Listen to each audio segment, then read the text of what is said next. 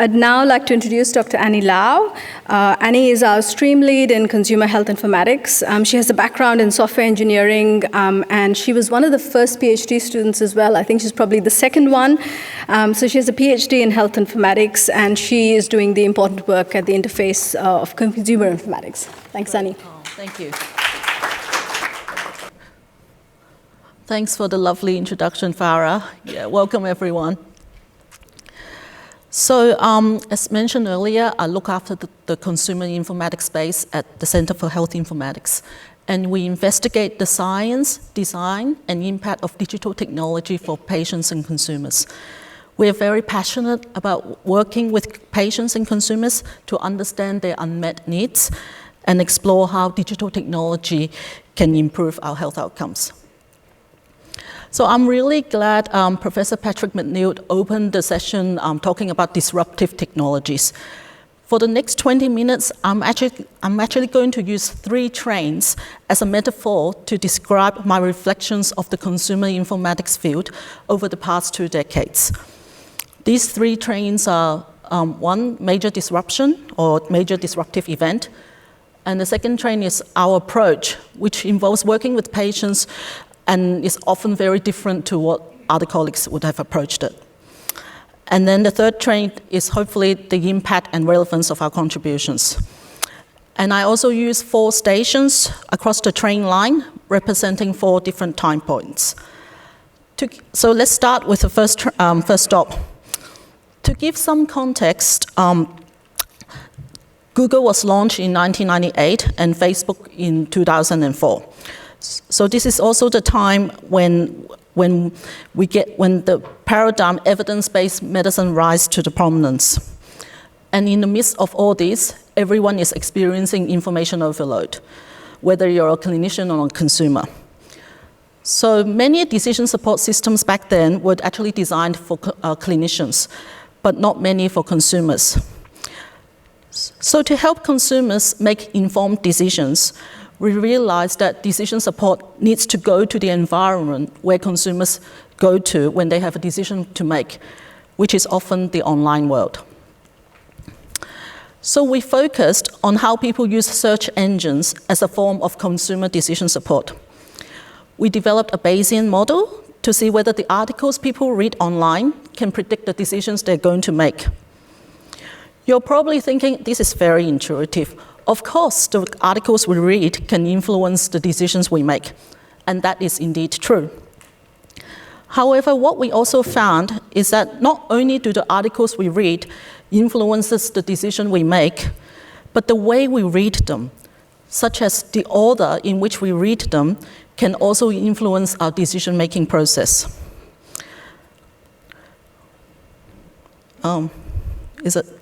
Yep.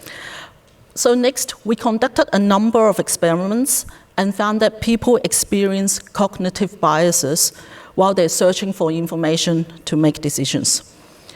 An example of a cognitive bias is the primacy effect, which is the tendency to remember the first piece of information better than others. Another example is the recency effect, which is the tendency to remember the last piece of information. And when combined with other cognitive biases, people can potentially develop tunnel vision, where they tend to ignore or neglect other pieces of information and not realize their inability to see beyond a limited viewpoint. Once we realize this, we want to see if we can actually correct for these biases. In other words, can we actually debias our search behaviors? But there's actually a very complex relationship between cognitive biases, search behaviors, and decision-making. In our experiments, what we found was that even though we were able to remove some biases, it doesn't necessarily lead to better decisions. But at the same time, even when we can't remove the biases, it doesn't necessarily lead to poorer decisions either. So what we concluded was that, yes, it is possible to design debiasing interventions for search engines, but debiasing is a very complex matter, and further research is required. But we all know decisions are not just influenced by the articles we read. In fact, many of the decisions are influenced by social feedback. That is what others do and what others think. And we found that social feedback does influence decisions, particularly when people are unsure or not confident. They're likely to change their viewpoints once they've learned what others think. And we also found that social feedback doesn't just affect our decisions. Social feedback can also affect behaviors. We conducted the first meta-analysis led by Liliana Lorenzo that shows social networking sites can indeed influence health behaviors. So with this body of work on cognitive biases, social influence, and consumer decision-making, how is it relevant today? As we know, fake news and misinformation has really undermined public health efforts, especially on vaccination campaigns. So we hope that our body of work has provided a better understanding on how consumers process information and help shed light on ways to design more effective interventions to debias and to fight against misinformation. Now we will move to the next time point when smartphones and mobile apps start to emerge. 2007 is the year Apple released its first iPhone. And also around this time, in the digital health landscape, personal health records have received a lot of attention, including from Microsoft Health Vault and Google Health. But there's a lack of robust effectiveness on their evidence on their effectiveness. Under this climate, we decided to differentiate ourselves in 3 different ways. First, we decided not to focus on the record, but to focus on personal health management, which is really understanding the tasks that people do for their health, such as making medical appointments, keeping track of their medications, connecting with clinicians and consumers, and how we can actually support those. Second, we built the first research platform in Australia to develop and test consumer-facing apps in healthcare, which is more than 15 years ago. The platform is called Healthy Me. Third, we focus on generating evidence. We collaborated with many different research groups and health services and used the Healthy Me platform to develop consumer-facing apps across 10 different healthcare settings. We led randomized control trials, helped others conduct clinical studies, and generated a body of knowledge addressing the evidence gap of this class of technology. So together with Amel Aguirre, we had some early success, where the apps we developed using Healthy Me were able to double the number of people getting an influenza vaccine, double the number of people getting STI tested from a GP, and increase the number of people seeking help for mental health concerns from a GP or a psychologist. But we failed miserably when we tried to encourage people with asthma to visit their GP to get an asthma action plan. In this trial, we suffered a large participant dropout. So we asked the participants what happened, and we learned 3 lessons on the design of digital health. First, we found that in order to encourage people to act, they must first perceive the need to help. Several participants have expressed that they know how to manage their asthma already. They don't need a plan to tell them what to do. Second, we learned that people actually need to assign priority to that task. We all have competing demands, work and family commitments. And a number of participants have acknowledged the importance of getting an asthma action plan. But taking time out to visit their GP for a plan is simply not a task of high priority to them. Last but not least, it's actually imperative that both consumers and clinicians acknowledge the importance of that task. There are participants who did go to their GP wanting to get an asthma action plan, but were told by their GP, oh, you don't need one, don't bother. So we took these lessons to heart and tried again, this time in the orthopedic outpatient setting. Working with orthopedic surgeons and their patients, we developed an app to support patients during their post-operative rehab recovery. But as we rolled out the app to patients in the outpatient clinic, we encountered a set of implementation challenges. Again, we've learned 3 lessons here. When it comes to implementation, it is important to ensure that the implementation is patient-centric, because patients' needs and readiness to use technology changes over time. Just because patients say they don't need right support right now, doesn't mean they won't need support later on. And vice versa. Even they may find the app useful at this point in time, it doesn't mean the app would actually stay useful in the long term, because their needs and circumstances may evolve. Of course, we also found that implementation strategies need to be digitally inclusive, not just for patients, but also for clinicians. And last but not least, implementation actually needs to go beyond the local clinic context. Mapping out the patient pathway would actually help us understand who the patient is likely to meet, where they may be, and what obstacles they may have. So what has this body of work, what sort of impact has this body of work had? Since we started the research program on HealthIME around 15 years ago, 5 different clinical research groups have approached us, adapted HealthIME, and trialed consumer-facing apps across different healthcare settings, including Liverpool Hospital, St. Vincent's Hospital, and GPs across Sydney and Adelaide.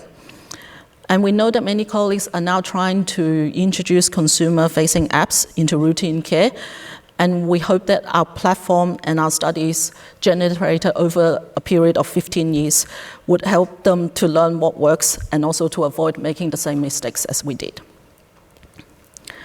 Moving along, the next disruption arrives when technologies such as smartwatches, wearables, Siri and Alexa start to emerge. The first Alexa was released in 2014. This is also the time when there's renewed interest and ferocious appetite with healthcare AI, which continues to today.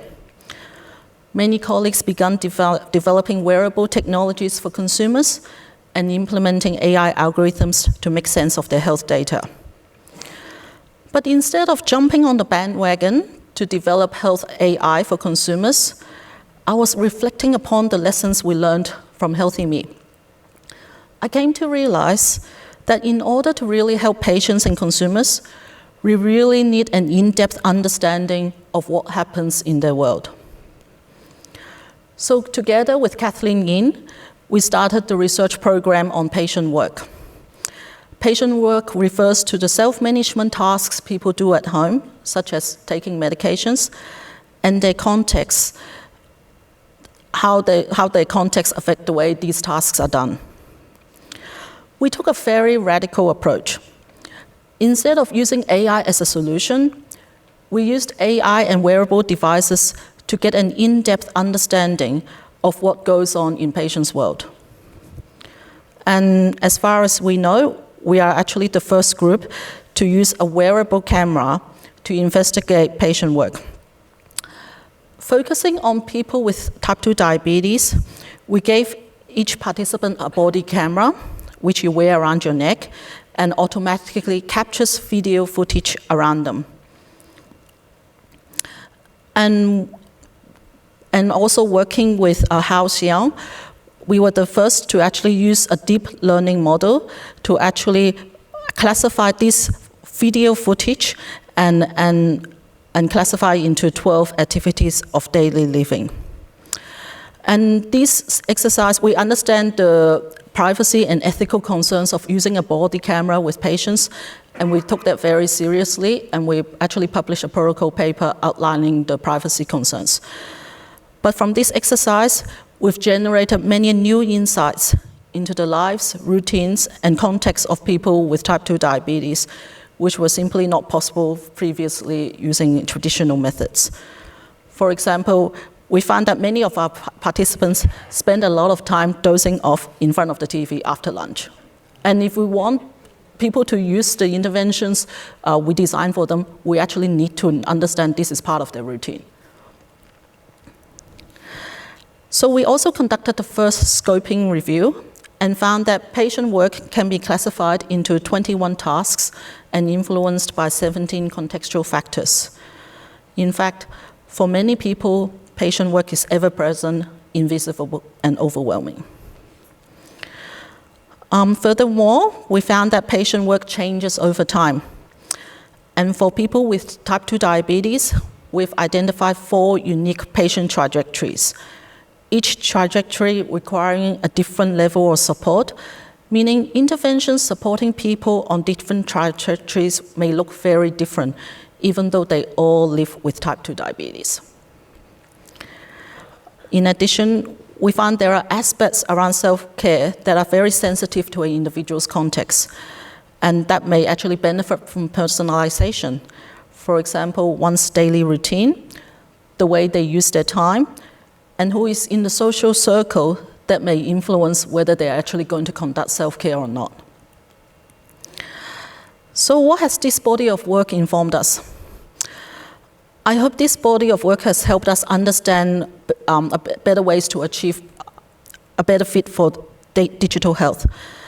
And like what Enrico mentioned this morning, getting the human task technology fit right is indeed one of the biggest challenges in our discipline. Tackling the challenges of the last mile, informatics implementation science. Last but not least, we all know COVID has indeed been one of the most disruptive events, and one could argue that telehealth is possibly the fastest adopted medical trend in the past few years. But if we are really going to experience floods or COVID or climate change events every 2 years or even every few months, we really need to ask ourselves, is the current model of telehealth going to support us in the long run? And what is the next generation design for virtual care do we need in order to actually support all these turbulent events?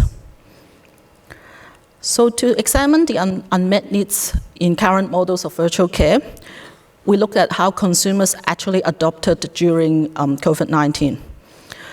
We found that consumers actually carried out a wide range of workarounds in order to bypass barriers imposed during the pandemic.